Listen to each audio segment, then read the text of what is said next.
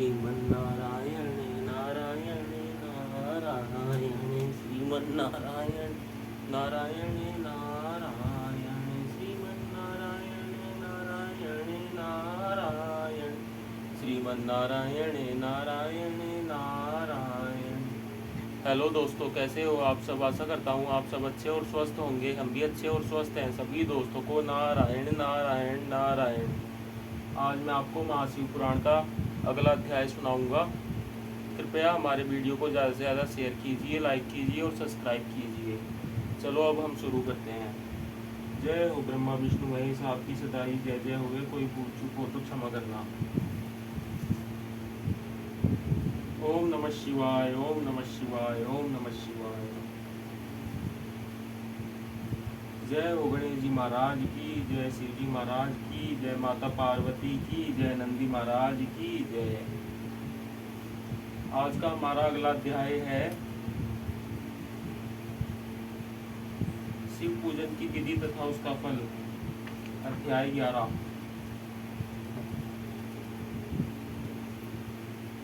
ऋषि बोले, व्यास शिष्य महाभाग सूत जी, आपको नमस्कार है। आज आपने भगवान शिव की बड़ी अद्भुत एवं परम पावन कथा सुनाई है। दयानिधे ब्रह्मा और नारद जी के संवाद के अनुसार आप हमें शिव पूजन की वह विधि बताइए जिससे यहाँ भगवान शिव संतुष्ट होते हैं। ब्राह्मण, क्षत्रिय, वैश्य और शूद्र सभी शिव की पूजा करते हैं। वह पूजन कैसे करना चाहिए? आपने व्यास जी के मुख से इस विषय को जिस प्रकार सुना हो वह बताइए। महर्षियों का वह कल्याणप्रद एवं श्रुति सम्मत वचन सुनकर सूत जी ने उन मुनियों के प्रश्न के अनुसार सब बातें प्रसन्नता पूर्वक बताई। सूत जी बोले, मुनीश्वरों, आपने बहुत अच्छी बात पूछी है, परंतु वह रहस्य की बात है। मैंने इस विषय को जैसा सुना है और जैसी मेरी बुद्धि है उसके अनुसार आज कुछ कह रहा हूँ। जैसे आप लोग पूछ रहे हैं उसी तरह पूर्व काल में व्यास जी ने सनत कुमार जी से पूछा था। फिर उसे उपमन्यु जी ने भी सुना था। व्यास जी ने शिव पूजन आदि जो भी विषय सुना था उसे सुनकर उन्होंने लोकहित की कामना से मुझे पढ़ा दिया था। इसी विषय को भगवान श्री कृष्ण ने महात्मा उपमन्यु से सुना था। पूर्व काल में ब्रह्मा जी ने नारद जी से इस विषय में जो कुछ कहा था वही इस समय मैं कहूँगा। ब्रह्मा जी ने कहा, नारद, मैं संक्षेप से लिंग पूजन की विधि बता रहा हूँ, सुनो। जैसा पहले कहा गया है कि वैसा जो भगवान शंकर का सुखमय, निर्मल एवं सनातन रूप है उसका उत्तम भक्ति भाव से पूजन करें। इससे समस्त मनोवांछित फलों की प्राप्ति होती है। दरिद्रता, रोग, दुख तथा शत्रुजनित पीड़ा, ये 4 प्रकार के पाप तभी तक रहते हैं जब तक मनुष्य भगवान शिव का पूजन नहीं करता। भगवान शिव की पूजा होते ही सारे दुख विलीन हो जाते हैं और समस्त सुखों की प्राप्ति हो जाती है। तत्पश्चात समय आने पर उपासक की मुक्ति भी होती है। जो मानव शरीर का आश्रय लेकर मुख्यतया संतान सुख की कामना करता है उसे चाहिए कि वह संपूर्ण कार्यों और मनोरथों के साधक महादेव जी की पूजा करे। ब्राह्मण, क्षत्रिय, वैश्य और शूद्र भी संपूर्ण कामनाओं तथा प्रयोजनों की सिद्धि के लिए कर्म से विधि के अनुसार भगवान शंकर की पूजा करे। प्रातः काल ब्रह्म मुहूर्त में उठकर गुरु तथा शिव का स्मरण करके तीर्थों का चिंतन एवं भगवान विष्णु का ध्यान करे। फिर मेरा देवताओं का और मुनि आदि का भी स्मरण चिंतन करके स्तोत्र पाठ पूर्वक शंकर जी का विधि पूर्वक नाम ले।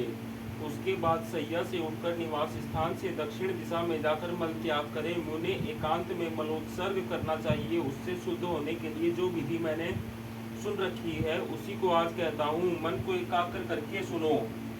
ब्राह्मण गुदा की शुद्धि के लिए उसमें 5 बार शुद्ध मिट्टी का लेप करे और धोए। क्षत्रिय 4 बार, वैश्य 3 बार और शुद्ध 2 बार विधि पूर्वक गुदा की शुद्धि के लिए उसमें मिट्टी लगाए। लिंग में भी 1 बार प्रयत्न पूर्वक मिट्टी लगानी चाहिए। तत्पश्चात बाएं हाथ में 10 बार और दोनों हाथों में 7 बार मिट्टी लगाकर धोए। तात प्रत्येक पैर में 3-3 बार मिट्टी लगाए। फिर दोनों हाथों में भी मिट्टी लगाकर धोए। स्त्रियों को शूद्र की ही भांति अच्छी तरह मिट्टी लगानी चाहिए।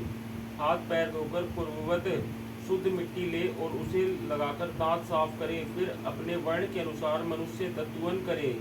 ब्राह्मण को 12 अंगुल की दत्वन करनी चाहिए। क्षत्रिय 11 अंगुल, वैश्य 10 अंगुल और शूद्र 9 अंगुल की दत्वन करे। यह दतुवन का मान बताया गया। मनुस्मृति के अनुसार कालदोष का विचार करके ही दतुवन करे या त्याग दे। तात षष्ठी, प्रतिपदा, अमावस्या, नवमी, व्रत का दिन, सूर्यास्त का समय, रविवार तथा श्राद्ध दिवस ये दंत धावन के लिए वर्जित है। इनमें दतुवन नहीं करनी चाहिए। दतुवन के पश्चात तीर्थ, जलाशय आदि में जाकर विधि पूर्वक स्नान करना चाहिए। विशेष देश काल आने पर मंत्रोच्चारण पूर्वक स्नान करना उचित है। स्नान के पश्चात पहले आचमन करके वह धुला हुआ वस्त्र धारण करे, फिर सुंदर एकांत स्थल में बैठकर संध्या विधि का अनुष्ठान करे। यथा योग्य संध्या विधि का पालन करके पूजा का कार्य आरंभ करे। मन को सुस्थिर करके पूजा गृह में प्रवेश करे। वहाँ पूजन सामग्री लेकर सुंदर आसन पर बैठे। पहले न्यास आदि करके क्रमश महादेव जी की पूजा करे। शिव की पूजा से पहले गणेश जी की, द्वारपालों की और दिक्पालों की भी भलीभांति पूजा करके पीछे देवता के लिए पीठ स्थान की कल्पना करे अथवा अष्टदल कमल बनाकर पूजा द्रव्य के समीप बैठे और उस कमल पर ही भगवान शिव को समासीन करे। तत्पश्चात 3 आचमन करके पुनः दोनों हाथ धोकर 3 प्राणायाम करके मध्यम प्राणायाम अर्थात कुंभक करते समय त्रिनेत्रधारी भगवान शिव का इस प्रकार ध्यान करे। उनके 5 मुख है, 10 भुजाएं हैं, शुद्ध स्फटिक के समान उज्ज्वल कांति है। सब प्रकार के आभूषण उनके श्री अंगों को विभूषित करते हैं तथा वे व्याघ्रचर्म की चादर ओढ़े हुए हैं। इस तरह ध्यान करके यह भावना करें कि मुझे भी इनके समान ही रूप प्राप्त हो जाए। ऐसी भावना करके मनुष्य सदा के लिए अपने पाप को भस्म कर डाले। इस प्रकार भावना द्वारा शिव का ही शरीर धारण करके उन परमेश्वर की पूजा करे। शरीर शुद्धि करके मूल मंत्र का क्रमश न्यास करे अथवा सर्वत्र प्रणव से ही षडंग न्यास करे। ओम इत्यादि रूप से संकल्प वाक्य का प्रयोग करके फिर पूजा आरंभ करे। पाद, अर्धे और आचमन के लिए पात्रों को तैयार करके रखे। बुद्धिमान पुरुष विधि पूर्वक भिन्न भिन्न प्रकार के 9 कलश स्थापित करे। उन्हें कुशाओं से ढककर रखे और कुशाओं से ही जल लेकर उन सबका प्रोक्षण करे। तत्पश्चात उन सभी पात्रों में शीतल जल डाले। फिर बुद्धिमान पुरुष देखभाल कर प्रणव मंत्र के द्वारा उनमें निम्नांकित द्रव्यों को डाले। घस और चंदन को पात्र में रखे। चमेली के फूल, शीतल, चीनी, कपूर, बड़ की जड़ तथा तमाल, इन सबको यथोचित रूप से कूट पीसकर चूर्ण बना ले और आचमनीय के पात्र में डाले। इलायची और चंदन को तो सभी पात्रों में डालना चाहिए। देवादिदेव महादेव के पार्श्व भाग में नंदीश्वर का पूजन करे। गंध, धूप तथा भांति भांति के दीपों द्वारा शिव की पूजा करे। फिर लिंग शुद्धि करके मनुष्य प्रसन्नता पूर्वक मंत्र समूह के आदि में प्रणव तथा अंत में नमः पद जोड़कर उनके द्वारा इष्ट देव के लिए यथोचित आसन की कल्पना करे। फिर प्रणव से पद्मासन की कल्पना करके यह भावना करे कि इस कमल का पूर्व दल साक्षात अणिमा नामक ऐश्वर्य रूप तथा विनाशी है, दक्षिण दल लंगिमा है, पश्चिम दल महिमा है, उत्तर दल प्राप्ति है, अग्निकोण का दल प्राकम्य है, नेसृत्य कोण का दल ईशितु है, व्याव्य कोण का दल वासिस्तु है, ईशान कोण का दल सर्वज्ञतु है और उस कमल की कर्णिका को सोम कहा जाता है। सोम के नीचे सूर्य है, सूर्य के नीचे अग्नि है और अग्नि के भी नीचे धर्म आदि के स्थान है। क्रमश ऐसी कल्पना करने के पश्चात चारों दिशाओं में अव्यक्त महतत्व, अहंकार तथा उनके विकारों की कल्पना करे। सोम के अंत में सत्व, रज और तम, इन तीनों गुणों की कल्पना करे। इसके बाद संतोजातम प्रपधामी इत्यादि मंत्र से परमेश्वर शिव का आवाहन करके ओम वामदेवाय नमः इत्यादि वामदेव मंत्र से उन्हें आसन पर विराजमान करे। फिर ओम तत्पुरुषाय विघ्नाय इत्यादि रुद्र गायत्री द्वारा इष्ट देव का सानिध्य प्राप्त करके उन्हें अघोरेभ्यो इत्यादि अघोर मंत्र से वहाँ निरुद्ध करे। फिर ईशान सर्वविदा नाम इत्यादि मंत्र से आराध्य देव का पूजन करे। पाद और आचमनीय अर्पित करके अर्घ्य दे।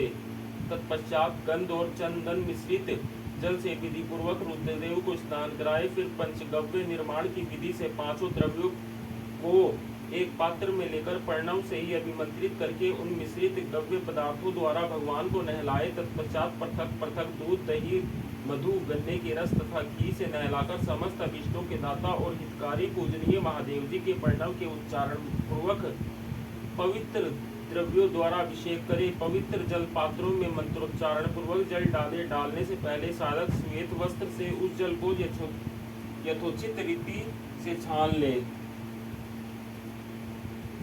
उस जल को तब तक दूर न करे जब तक इष्टदेव को चंदन न चढ़ा ले। तब सुंदर अक्षतों द्वारा प्रसन्नता पूर्वक शंकर जी की पूजा करे। उनके ऊपर कुश, अपामार्ग, कपूर, चमेली, चंपा, गुलाब, श्वेत, कनेर, बेला, कमल, उत्पल आदि भांति भांति के अपूर्व पुष्प एवं चंदन आदि चढ़ाकर पूजा करे। परमेश्वर शिव के ऊपर जल की धारा गिरती रहे, इसकी भी व्यवस्था करें।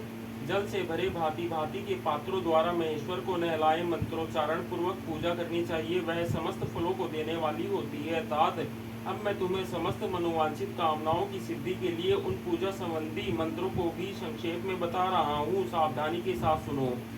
पावमान मंत्र से बाड़में इत्यादि मंत्र से रुद्र मंत्र तथा नील रुद्र मंत्र से सुंदर एवं शुभम पुरुष सूक्त से श्री सूक्त से सुंदर अर्थ शीर्ष के मंत्र से आ नो भद्रा इत्यादि शांति मंत्र से शांति संबंधी दूसरे मंत्रों से भारुण मंत्र और अरुण मंत्रों से अर्थाभिष्ट शाम तथा देवव्रत शाम से अभित्वाहा इत्यादि ग्रंथ शाम से पुरुष सप्त से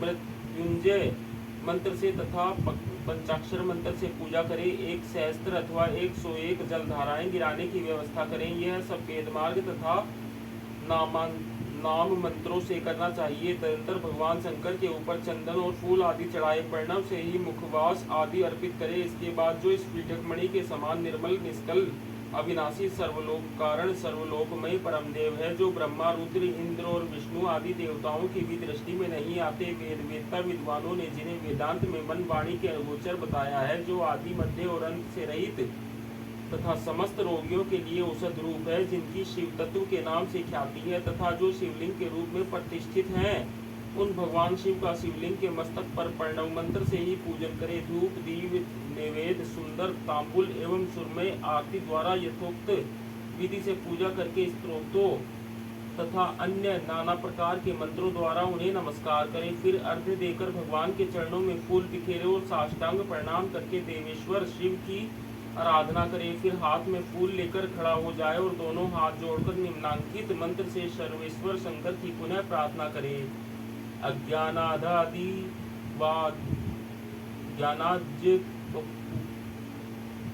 जादिकं मया कृतं तदस्तु सफलम कृपया तव शंकर। कल्याणकारी शिव, मैंने अनजान में अथवा जानबूझकर जो जप पूजा आदि सत्कर्म किए हों वे आपकी कृपा से सफल हों। इस प्रकार पढ़कर भगवान शिव के ऊपर प्रसन्नता पूर्वक फूल चढ़ाएं। स्वस्ति वाचन करके नाना प्रकार की आशी प्रार्थना करें। फिर शिव जी के ऊपर मार्जन करना चाहिए। मार्जन के बाद नमस्कार करके अपराध के लिए क्षमा प्रार्थना करते हुए पुनरागमन के लिए विसर्जन करना चाहिए। इसके बाद अथा से आरंभ होने वाले मंत्र का उच्चारण करके नमस्कार करें। फिर संपूर्ण भाव से विभोर हो इस प्रकार प्रार्थना करें। शिवे भक्ति, शिवे भक्ति, शिवे भक्ति भ्रवे भवे अन्यथा शरणम नास्ति त्वमेव शरणम मम। प्रत्येक जन्म में मेरी शिव में भक्ति हो, शिव में भक्ति हो, शिव में भक्ति हो। शिव के सिवा दूसरा कोई मुझे शरण देने वाला नहीं। महादेव आप ही मेरे लिए शरणदाता हैं। इस प्रकार प्रार्थना करके संपूर्ण सिद्धियों के दाता देवेश्वर शिव का पराभक्ति के द्वारा पूजन करें। विशेषत गले की आवाज से भगवान को संतुष्ट करें। फिर सपरिवार नमस्कार करके अनुपम प्रसन्नता का अनुभव करते हुए समस्त लोगों की लौकिक कार्य सुखपूर्वक करता रहे।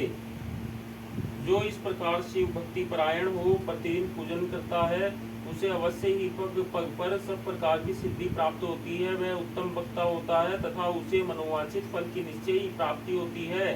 रोग दुख, दूसरों के निमित्त से होने वाला उद्वेग, कुटिलता तथा विष आदि के रूप में जो जो कष्ट उपस्थित होता है, उसे कल्याणकारी परम शिव अवश्य नष्ट कर देते हैं। उस उपासक का कल्याण होता है। भगवान शंकर की पूजा से उसमें अवश्य सद्गुणों की वृद्धि होती है। ठीक उसी तरह जैसे शुक्ल पक्ष में चंद्रमा बढ़ते हैं। मुनिश्रेष्ठ नारद, इस प्रकार मैंने शिव की पूजा का विधान बताया। अब तुम क्या सुनना चाहते हो? कौन सा प्रश्न पूछने वाले हो? ओम नमः शिवाय, ओम नमः शिवाय, ओम नमः शिवाय। नारायण नारायण नारायण। दोस्तों आज के लिए इतना ही, बाकी अगला अध्याय हम आपको कल सुनाएंगे।